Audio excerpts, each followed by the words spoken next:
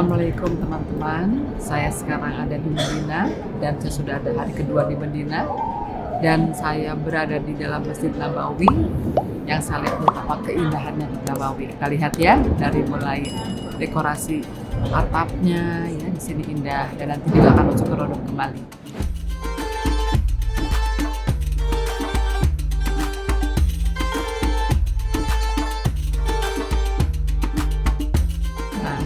Ada di pintu 338 ya. Jadi kalau pintu masuknya ini pintu 24 dari pintu Utsman bin Affan. Karena tempat tinggal kami mendekati pintu 338. Dan saat ini sedang menunggu untuk ke Raudhah.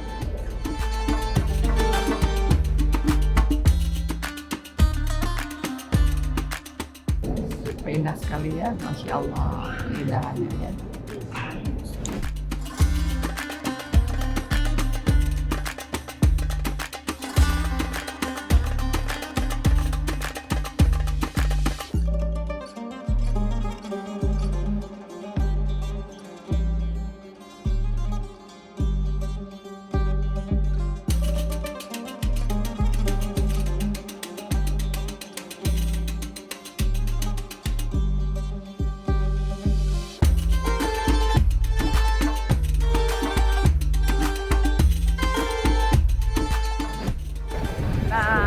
Bersama dengan Pak Ustadz Jamil ada di Medina yang mau berjalan-jalan. Kemana aja nih Pak Ustadz Jamil? Yang pertama, alhamdulillah kita semua dikasih nikmatan yang sangat luar biasa. Amin. Sehingga kita kalau di Indonesia kita JJS-nya kemana Bu? Kalau di Indonesia ya, Bali ya. Bali.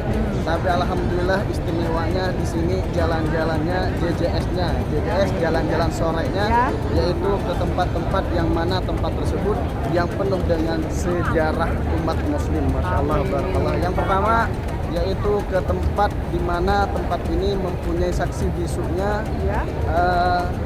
Setelah wafatnya baginda Nabi besar kita Nabi Muhammad SAW itu digantinya oleh siapa, di tempat inilah nanti akan ada musyawarah. Masya Allah. Yang kedua nanti ada Masjid Rumamah. Ya, insya Allah setelah ini akan kita lanjutkan setelah dari masjid itu. Dari Taman Sakifah Bani Sa'id. Oh, Taman Sakifah. Asik banget ya, Pak Ustadz Jamil. Jalan ke situ, kemudian ke masjid apa tadi? Ada masjid apa lagi tadi? Ada Masjid Rumamah, ada Masjid Sayyidina Ali, ya. Ada Masjid Sayyidina Abu Bakar, ya. Ada Masjid Awan yang disebut dengan Masjid Awan itu yaitu adalah Masjid Rumamah. Rumamah. Ya. Dan setelah itu kita muter lagi, kita JJS muter sekeliling Masjid Nabawi. Berapa kilo kira-kira? Sekitar 10 kilo ya, sambil olahraga ya? Sambil olahraga, latihan sebelum kita tawaf sa'i insya Allah. Kalau di sini nanti kita berhasil untuk JJS-nya, kita olahraganya insya Allah kuat, maka nanti tawaf sa'i insya Allah luar biasa nikmatnya. Luar biasa. Oke, kita ikuti ya nanti ya. Pak itu ya udah ya. Jamil, ya udah. Agak melingkar aja biar yuk kita melingkar yuk. Ya. Ini gimana nih ceritanya nih? Udah bercampur tadi. Bismillahirrahmanirrahim. Assalamualaikum warahmatullahi wabarakatuh. Waalaikumsalam warahmatullahi wabarakatuh. Kok lo ya? Ini kita sedikit jangan kalah saing sama yang di sebelah Bu ya. Maka dari itu kita harus semangat. Masih semangat? Semangat! Assalamualaikum warahmatullahi wabarakatuh. Waalaikumsalam warahmatullahi wabarakatuh. Masya Allah. Ini sungguh sangat luar biasa. Ya. Kita kalah nominal tapi semangatnya kita tidak. Oh, jelas. Alhamdulillah. Bismillahirrahmanirrahim. Alhamdulillahirabbil alamin ala alihi wa sahbihi ajmain. Rabbi shrahli sadri wa yassirli amri wahlul 'uqdatam min lisani yafqahu qawli, amma ba'du. Pertama-tama yang saya hormati ibunda kita semua, Ibu Nenden dan Ibu Dede, dan tidak lupa pula kepada teteh-teteh, mas-mas, akang-akang yang tidak bisa saya sebut satu persatu. Kalau saya sebut satu persatu mungkin memakan waktu banyak. Dan Tapi lupa ya. tidak lupa pula saya sebagai pelayan tamu Bapak dan Ibu, saya tidak mengurangi rasa hormat saya kepada Bapak dan Ibu. Allah Subhanahu wa taala yang mana Allah telah melimpahkan rahmat, hidayah serta inayahnya kepada kita semua, sehingga kita semua di sore hari ini yang sangat luar biasa ini kita bisa JJS bersama-sama mengelilingi kota Masjid Nabawi, yang mana di dalam Masjid Nabawi itu yang pertama yaitu ada baginda Nabi besar kita Nabi Muhammad Sallallahu Alaihi Wasallam. Yang kedua ada yaitu taman-taman surga yang kita tadi pagi dan siang tadi kita semua telah berdoa dan sholat taubat di Raudhah, yaitu yang dinamakan taman-taman surga. Karena apa? Itu Nabi Muhammad SAW bersabda, "Ma baina baiti," itu di antara rumahku, kata baginda Nabi yang saat ini menjadi kuburannya. Kalau Bapak dan Ibu sholat, ya, itu di sebelah kanannya itu adalah mimbarnya. Raudhah Miryatil Jannah. Yang kita tempatin sholat itu adalah taman-taman surga. Maka dari itu alhamdulillah kita semua telah melaksanakan sholat di dalam. Insya Allah apapun yang ingin dijabakan di sanalah tempatnya. Maka dari itu ada yang mengatakan, para ulama mengatakan bahwasanya Raudhah itu adalah jantung hatinya kota Madinah. Maka dari itu kalau hatinya bersih, insya Allah semuanya akan nyampe kepada Allah Subhanahu wa taala. Dengan tujuan apa kita masuk ke Raudhah? Yang pertama, kita ingin menerima rahmat dari Allah Subhanahu wa taala. Di samping itu kita juga ingin syafaat dari baginda Nabi besar kita Nabi Muhammad sallallahu alaihi wasallam. Saya mengatakan kepada ustazah nanti biar dibawa. Insya Allah ada jalan semuanya. Waduh, 2 kali dong. Tadi ikut ke dalam sholat. Enggak. Enggak apa-apa. Rezekinya alhamdulillah.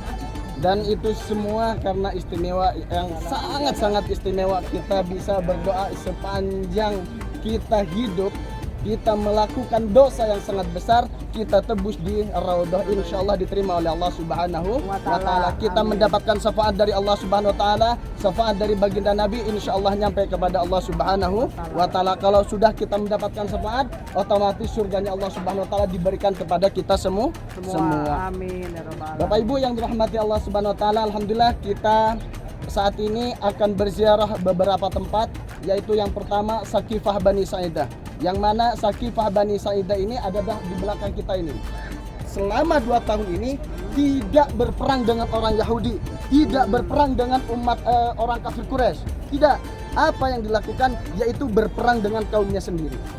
Yaitu dengan umat muslim sendiri. Setelah wafatnya baginda Nabi, itu umatnya ini banyak yang pelajarannya melenceng. Maka dari itu selama 2 tahun kepemimpinan kekhalifaannya Sayyidina Abu Bakar hanya berperang dengan umatnya sendiri. Maka dari itu selama 2 tahun ini tidak ada pelebaran masjid, tidak ada penambahan umat muslim, akan tetapi berperangnya dengan umatnya sendiri. Tapi alhamdulillah semuanya sudah selama 2 tahun, alhamdulillah semuanya sudah diluruskan oleh Sayyidina Abu Bakar. Maka dari itu setelah wafatnya Sayyidina Abu Bakar diganti Omar. Setelah jadi Omar, baru Omar ini berperang dengan umat orang kafir Quraisy yang berada di luar Madinah juga.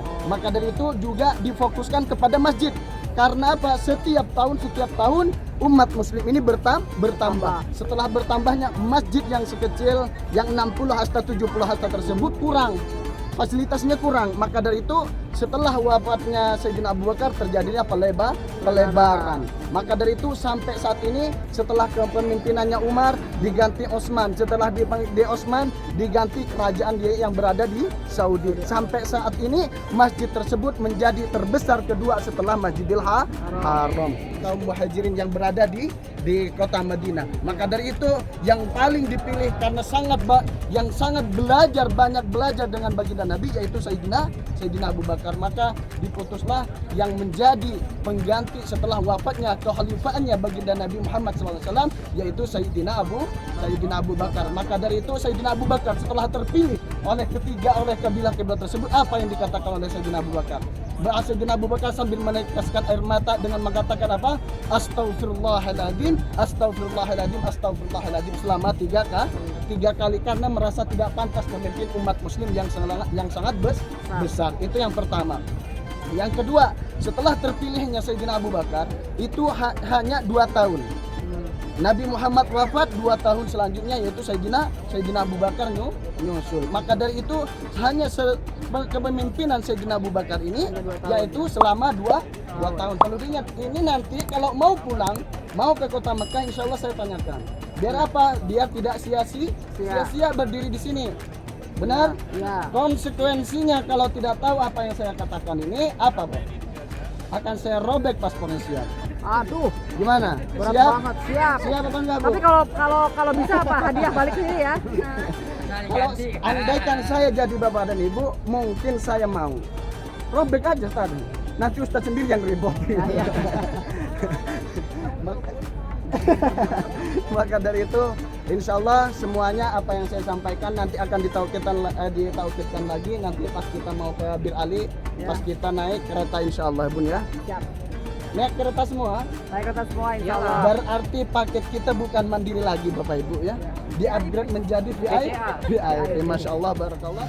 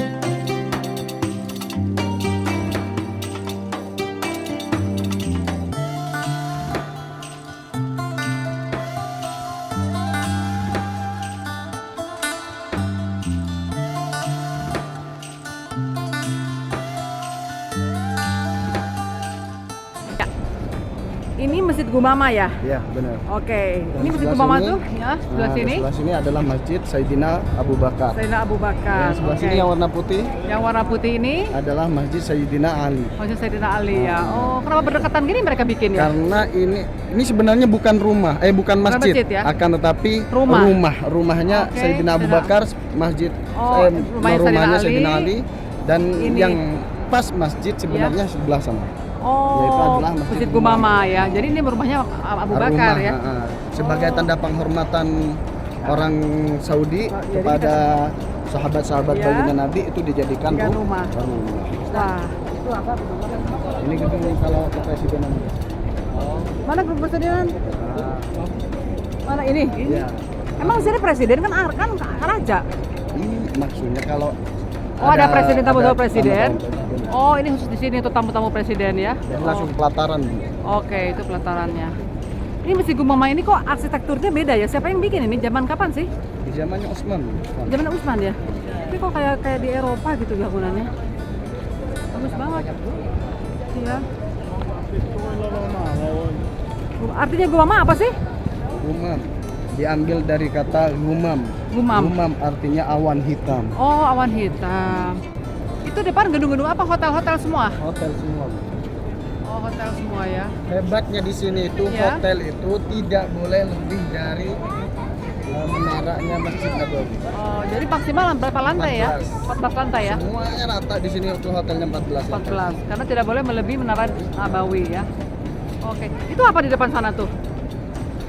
Ini museum Oh, museum. yang di sana. Oh, kita nggak bisa masuk ya? Bisa cuma namanya. Mana yang lain? Oh, itu museumnya. Ini adalah hotel-hotel yang ada di sini ya. Dekat Masjid Gumama. Dan ini adalah Masjid Gumama yang mana masjid ini dipakai oleh Rasulullah hanya setahun 2 kali saat Idul Adha dan Idul Fitri ya. Ya. Dari belakang kita ngelihatnya ya. Jadi bukan Gumama tapi Gomama. Gumama tuh artinya sampah ya. Kalau Gomama apa? Awan ya? Oh ya, thank you. Ya.